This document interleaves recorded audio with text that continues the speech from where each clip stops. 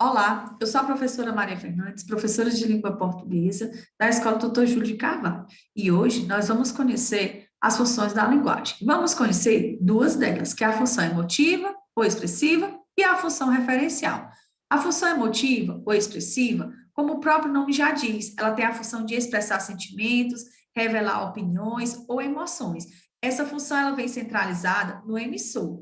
Nela prevalece a primeira pessoa do singular. E vamos perceber o uso de interjeições e de pontos de exclamação e reticências. É a linguagem que é utilizada nas biografias, nas memórias, nas poesias líricas e nas cartas de amor, pois esses textos, eles sempre revelam opinião, emoções e sentimentos. Então, aqui a gente tem exemplos de frases onde nós vamos verificar a função emotiva. Estou tendo uma vertigem, tenho um pouco de medo. A que me levará a minha liberdade? O que é isto que estou te escrevendo? Isto me deixa solitário. Então, nessas frases, a gente vai perceber o uso da função emotiva, pois os verbos estão na primeira pessoa do singular, e aqui a gente tem frases onde revelam opiniões, sentimentos e emoções. Agora, eu trago um texto para vocês, onde nós vamos perceber que a função emotiva ela está muito presente. Esse texto é uma poesia do Mário Quintana e o título dele é Autorretrato. Vou ler para vocês. No retrato que me faço, traço a traço, às vezes me pinto nuvem, às vezes me pinto árvore, às vezes me pinto coisas de que nem tenho mais lembrança, ou coisas que não existem, mas que um dia existirão. E desta lida, em que me busco, pouco a pouco, minha eterna semelhança. No final, que restará um desenho de criança, corrigido por um louco.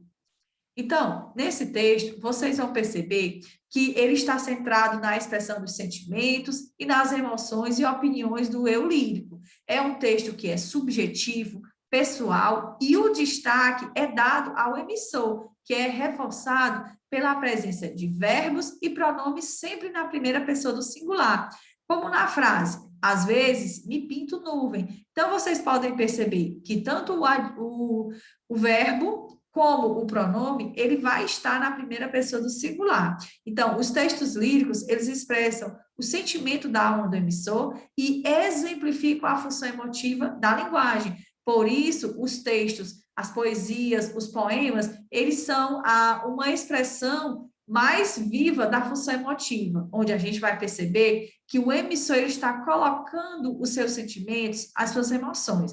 E agora a gente vai conhecer um pouco sobre a função referencial ou denotativa, também pode ser chamada assim.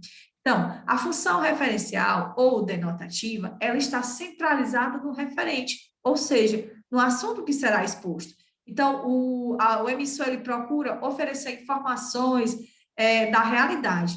É uma função que tem uma linguagem objetiva, é muito direta, muito clara. A gente vai perceber que as palavras elas têm sempre um sentido denotativo e prevalece a terceira pessoa do singular. Então, esses textos, eles têm a função principalmente de informar, de esclarecer algum assunto. A gente vai perceber que a função referencial ou denotativa, ela está muito utilizada nas notícias de jornais, nos livros científicos, nas descrições de fatos, nas reportagens, enfim, nesses textos de cunho jornalístico. Aqui eu trago um exemplo para vocês verificarem a função referencial presente. Então, em 1665, Londres foi assolada pela peste negra, peste bubônica, que dizimou grande parte de sua população, provocando a quase total paralisação da cidade e acarretando o fechamento das repartições públicas.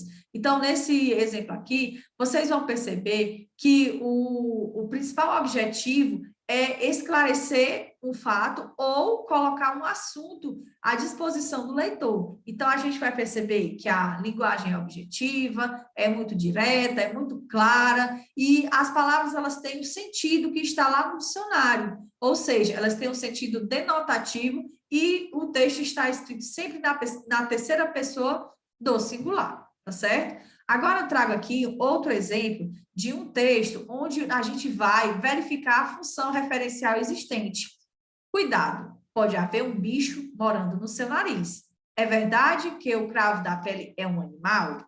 Não é bem assim. O cravo é um poro entupido de gordura, explica a dermatologista Tereza Macaron, do Hospital Albert Einstein, em São Paulo. Só que algumas bactérias, como a Propinobacterium acne e até um parente das aranhas, o Demodex folliculorum, adoram morar dentro destes poros, onde encontram um ambiente ideal para procriar. Lá se instalam e fazem sua casa, muitas vezes provocando uma irritação, a acne, que muita gente chama de espinha. É comum ter esses problemas depois da puberdade, quando os hormônios aumentam a oleosidade da pele. Então, aqui a gente tem uma reportagem que foi escrita na revista Super Interessante, em março de 1999, na página 23. Vamos observar que nesse texto ele tem a simples função de informar o leitor com o máximo de clareza, com objetividade, que o cravo da pele é constituído por alguns elementos. Então, a ênfase ela está sendo dada principalmente no conteúdo, nas informações, no assunto. E esses textos, cuja linguagem tem a função referencial, eles estão sempre dotados de muita objetividade, ou seja, o autor, o escritor do texto, ele vai direto ao assunto, sem arrodeios, não tem outros elementos que possam ser descartados. Então, a gente vai perceber que a principal função dele é traduzir ou explicar fatos da nossa realidade. Então, essa foi as duas funções que eu trouxe para vocês, função emotiva ou expressiva e a função referencial ou denotativa. Então, na próxima aula a gente vai continuar a explicar as outras funções. Foi um prazer muito grande estar com você. Espero que vocês tenham gostado desse vídeo. Beijo e abraços e até mais.